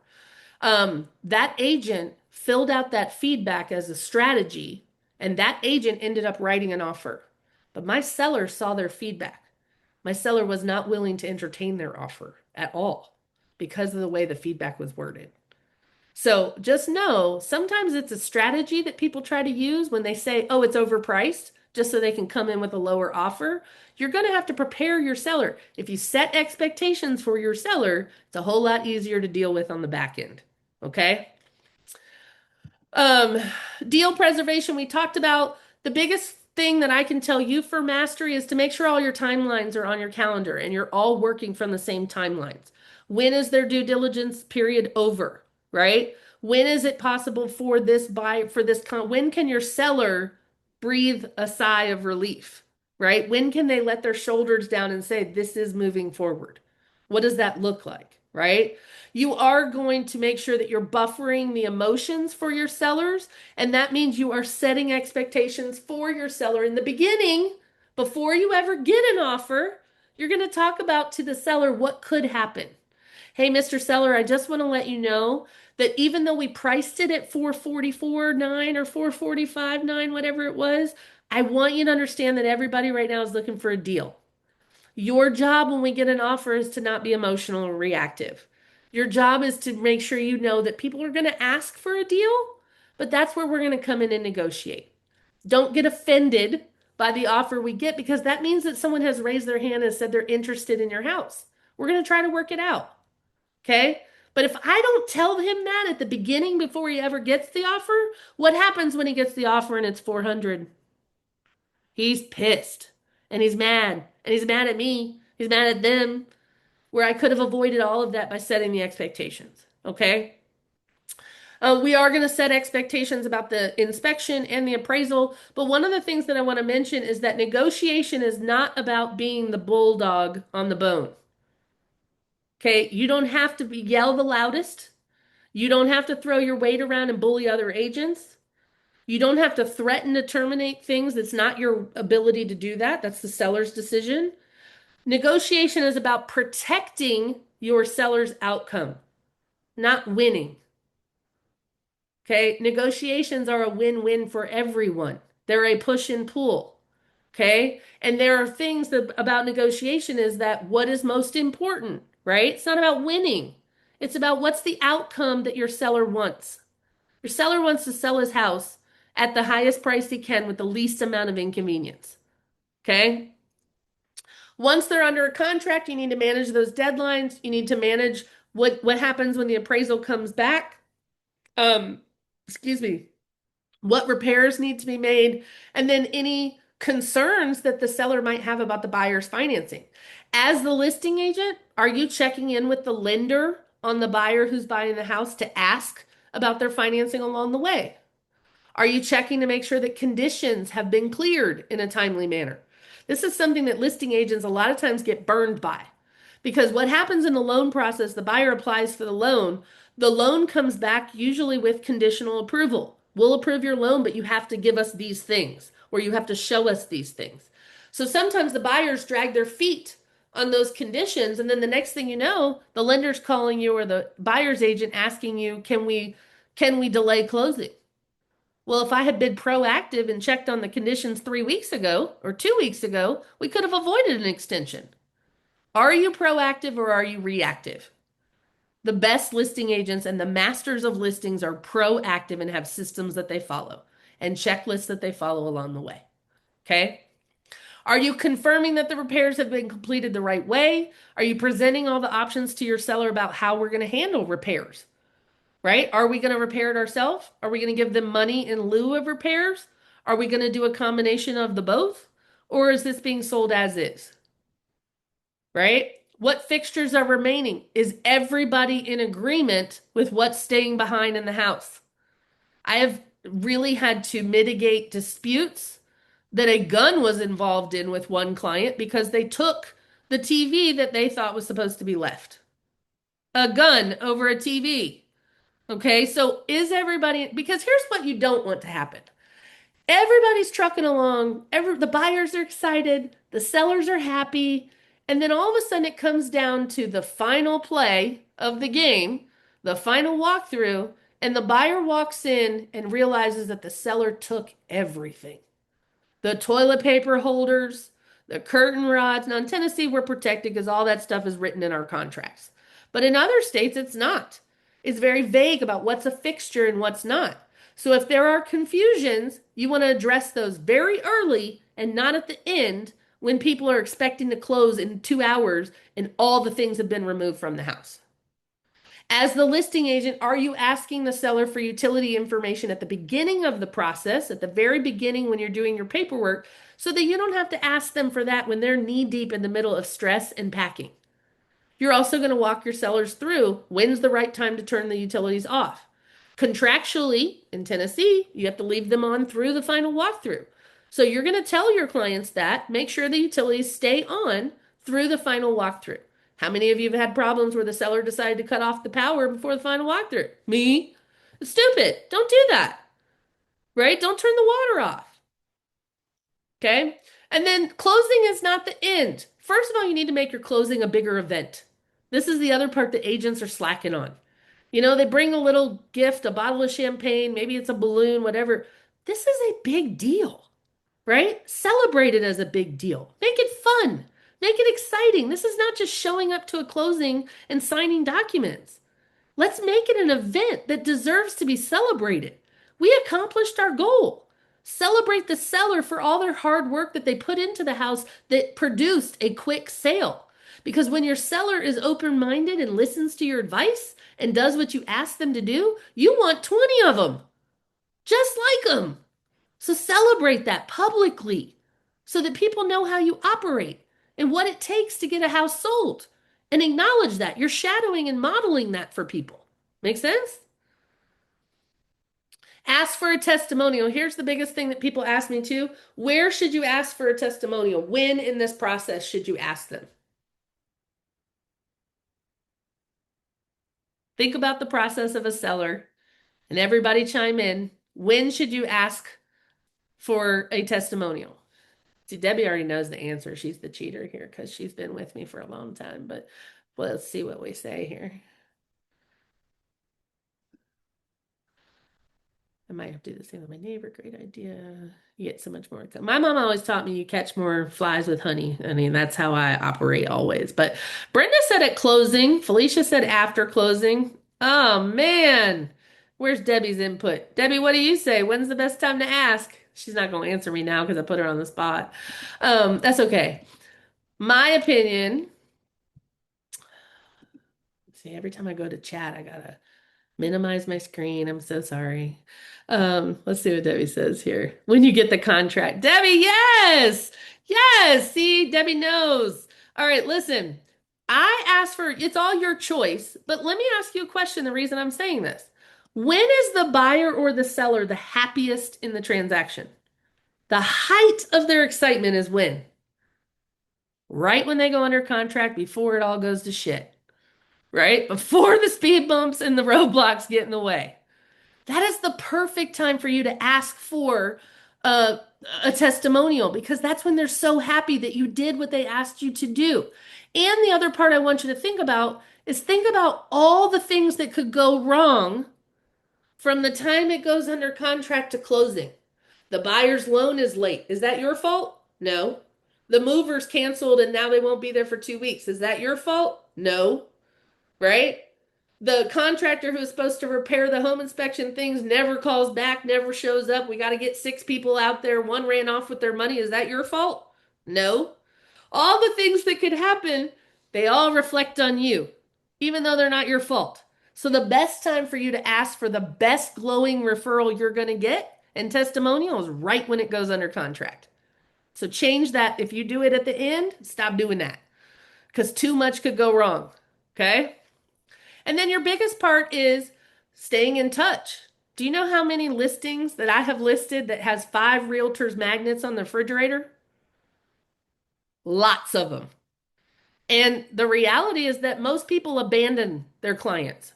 So as a listing agent, anybody who buys any of my listings, those buyers stay in my database as connections in my database because I can guarantee you statistically 8 out of 10 of those buyers are abandoned by their agent within the first year. It's true. So how are you staying in touch with your people afterwards, right? So I want to ask you guys a question. You are going to have to unmute yourself for a second. We're just going to all talk together. If you had to win a listing against the top agent in your market tomorrow, don't worry about the mine. I don't know what that is. What would you do differently in your listing presentation? If you were going up against the top agent in your market tomorrow, what would you do differently in your listing presentation to win the listing? I see Lynn is unmuted. I'll hit you first, Lynn. Oh, I think I would probably more focus on a system. I kind Okay. of, got that from basically your presentation Sure. that you probably need to put it in writing or your action plan for Yes. listings, and that I don't have. Okay, we can help with that. I can definitely help you with that. And that's an Okay. easy fix, right? But the systems, you having a system and showing them on paper, showing them in a collateral is already going to separate you from other listing agents because you actually have a system. You are a professional agent who does this every day, and I follow a system and a plan that I know is effective. I'm not a fly-by-night realtor that just got a license yesterday who's just trying this out. I know what I'm doing. I have a system that I follow. That's really important. Good advice. Brenda, what would you do? I would try to be very seller centric, ask a lot of questions about what it is that's important to them. Love it. You know, all the questions about why they're selling, what's important for them as far as outcome, if it's price, if it's time, things like that. Just and stress that I'm going to be very communicative with them. Great. Love that. Good job. Debbie, coming to you. You. Um, I'm like, I don't like my presentation yet. I still don't like it, but I Okay. do what I do best is just the way I communicate with people, the way I have conversations with them. I'm not trying to sell me. I'm That's trying right. to talk to them and find out what their needs are. Yes, I love that. And I'm so glad you said that because I want to remind you guys, nobody likes to be sold to, right? Nobody likes to be sold. But what they do want to know is they do want to know that you're confident and they want to know that you're competent, right? And Debbie, I'm going to push you just a little bit here because I haven't seen you in a while and you know you're going to get it from me, is if you don't love this presentation, my advice to you is to go back and say, what don't you love about it that's hanging you up? What's the roadblock when you're doing the presentation? What's the roadblock when you look at it that says there's something in here that I'm not answering the way that I feel like I should be? Remember, I taught you all sellers have the same 4 questions. I don't care who you are, I don't care where you live. They want to know how much my house is worth, what are you going to do to sell my house, right? How long is it going to take approximately, do you think? And what is your fee? Every seller has the same 4 questions. Your presentation does not have to be 92 pages long. It does not have to be 22 pages long. It needs to answer those 4 questions. I converted, Debbie, since you and I worked together, I converted to a 2-page marketing plan. That's it. I don't have a 90-page presentation. The only reason I made you make that presentation to begin with is to be able to compete with the Aaron Krugers and the Compass and the other people that are using super high quality collateral materials. I want you to be able to show up and have the same.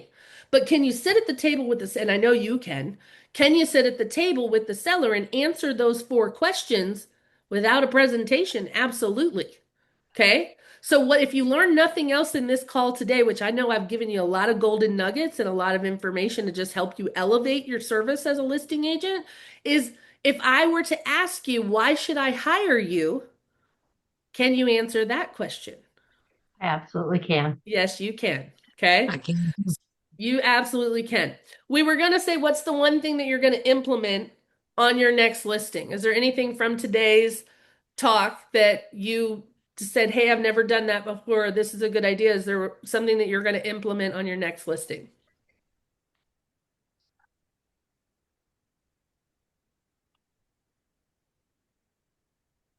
Don't make me call on you now. There was. I just forgot what it was. I know. I'm just playing. I think I went, so I always bring a gift to my closings and everything, Love but that. I think Yes. I'm going to try to make it more like a celebration, maybe have Love some that. balloons and a cake or something like that Yes. to really celebrate. Well, I want you to think about how you can promote that celebration, right? The Well, gift yeah. is great, but the celebration, when you have pictures or videos of that celebration, imagine how the other people who are watching, they're like, ooh, I want that, right? Ooh, I want to be celebrated. My agent didn't even give us a card. Like, I'm telling you, I hear this all the time, right? So I love making it a celebration. I love making it a more joyful event, especially if you're representing buyers, right? It should be more celebratory. You are creating long-term wealth with that one decision. And are you promoting that? Right? I love that, Debbie. Thank you so much for sharing that. Let me look in here because I thought I saw Jerry Oh, Maguire. Show me the money. Yes. I love that. Um, anyway, the last thing that I guess I just want to share with you guys today is that you have an obligation to this seller to get maximum attention on their listing, to position it properly for the market, right? Condition it properly for the price, and to produce results, right? And one thing that I want to just change you guys' thought processes is to remind you that you're investing your time, energy, and money in a property with the intention of getting paid only when it sells. So if you're going to invest in somebody else, because that's what you're doing, you're taking a chance on somebody. If you're going to invest in somebody else, please make sure that they're in alignment with you, that they value your expertise and your opinion, that they are working collaboratively with you as a team to get this house sold. And at the very minimum, that the house meets your non negotiable standards that you want to be known for. Every listing that you take sets your reputation in the marketplace. People are watching how fast that house sells. It does you no good to have a sign in a yard that people drive by every day for 6 months and not see it moving. It makes you look ineffective, right? And it may not be that you're ineffective. It may mean you didn't do enough work on the front end to make it sell in the time that it needs to sell in, right? So just keep that in mind that, hey, I don't have to, just like you don't have to attend every argument you're invited to, you don't have to take every listing that is offered to you. Okay, you can walk away from a listing and just say, this is not in alignment for my business model. This is not in alignment. Unfortunately, Mr. Seller, you are not willing to invest money into making this condition the way it needs to be for the price range that you want. And I don't think that that's going to work for me because I'm going to have to invest money in your property to market it, and it's not going to sell in this condition at that price. So unfortunately, I'm just not the right agent for you, but I appreciate the opportunity to talk to you and walk away and go find another one. Okay? But don't take a listing just because you're desperate. We don't make good decisions out of desperation. Fill the pipeline so full that you can walk away from it, put your head on the pillow and say, I'm okay walking away from it because it's not in alignment with me. Okay? I truly hope that this was helpful to you guys. I'm so grateful that you guys showed up today. Debbie, so lovely to see your face again. I've missed you, and so I'm so happy to see you. As always, you guys can connect with me on socials. If you're not following me, I post all of my events there. My link tree has all kinds of things that we have planned for March. I am launching an agent performance lab, which is a 6-month coaching program that is super cheap. But it is also a test beta program that I'm going to be launching throughout the year. Applications for that close on Friday, tomorrow at 8 p.m. You can find that application at agentperformancelab.com. Um, and look, come back next month when we have another Agent Mastermind. You can go to Agent Mastermind 2026 to find the full schedule for the year. They're always free. They're open to every agent, no matter where you work. We are not in a gang. And rising ships, rising tides float all ships. So if we can help anybody be more successful, that's what we're here for. So thanks for showing up today. I appreciate seeing your lovely faces. Thanks, Felicia, for showing up and being here. I'm glad that you were able to get in as well. It's always good information. How can I miss? Always. Thank you, love. All right, you guys go have a good day. Lynn, I'm going to send you that information. Sent you a link already. I'll follow up with you. Brenda, I'm sure I'll be talking to you soon, tomorrow, I think, or definitely by the end of the weekend, you'll hear from me. And I'm really grateful that you guys showed up today. Thanks so much. And invite a friend next month. Okay? Have a great Thank day. you. Take care. Bye.